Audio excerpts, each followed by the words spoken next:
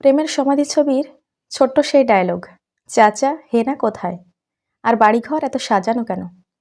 এটা চিত্রনায়ক বাপ্পারাজ বলেছিলেন। বাপ্পারাজ তার প্রেমিকাকে হারিয়ে ফেলেছিল কারণ তার প্রেমিকার অন্যত্র বিয়ে হয়ে গেছিল।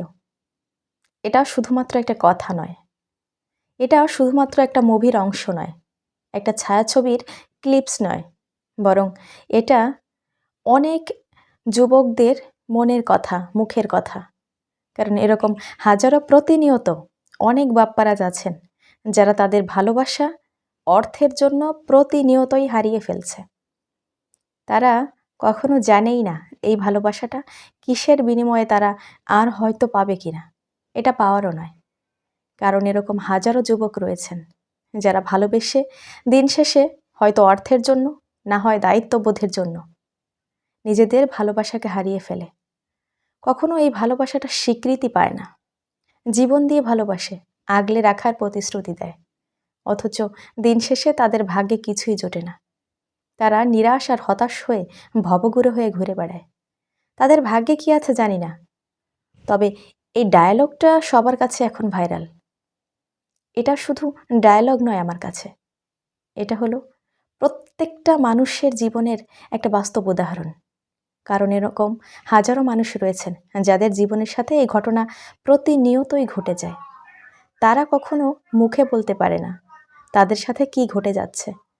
তারা হয়তো মনের গভীরেই কথাগুলো রেখে দেয়, কিন্তু এই প্রেমের সমাধি ছায়াছবির মাধ্যমে কথাটা সবার কাছে পৌঁছে গেছে, খুবই ভাইরাল হয়েছে কথাটা।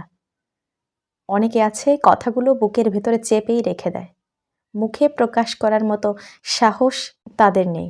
কিন্তু যে মানুষগুলো সত্যিকারে ভালোবাসে তাদের ভালোবাসার মিল হওয়া উচিত, কিন্তু ভাগ্য যেন তাদেরকে একসাথে করতে দেয় না। যাকে বেশি ভালোবাসা হয় সেই যেন আমাদেরকে ছেড়ে চলে যায়।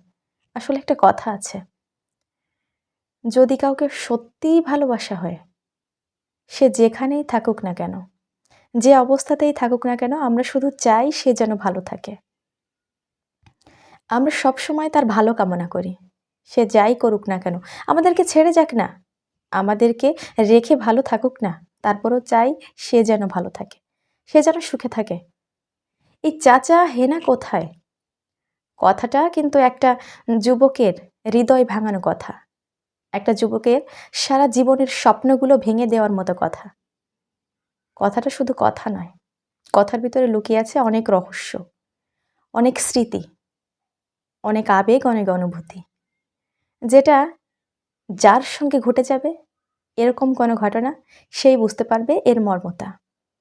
বাকি কেউ এটাকে শুধুমাত্র কথা বা ভাইরাল ডায়লগ হিসেবেই মেনে নিতে পারে, কিন্তু এরকম হাজারো মানুষ রয়েছেন, হাজারো যুবক রয়েছেন যারা প্রতিনিয়তই নিজেদের ভালোবাসাকে এভাবে হারিয়ে ফেলছে। প্রত্যেকটা ভালোবাসার জয় হোক, প্রত্যেকটা ভালোবাসা সুন্দর হোক, প্রতিটা ভালোবাসা যেন অমর থাকুক, অটুট থাকুক। যেটা হয় সত্যিকারের ভালোবাসা, কখনো যেন সেটা বিলীন না হয়ে যায়, এই শুভকামনা রাখছি। ভালো থাকুন, সুস্থ থাকুন।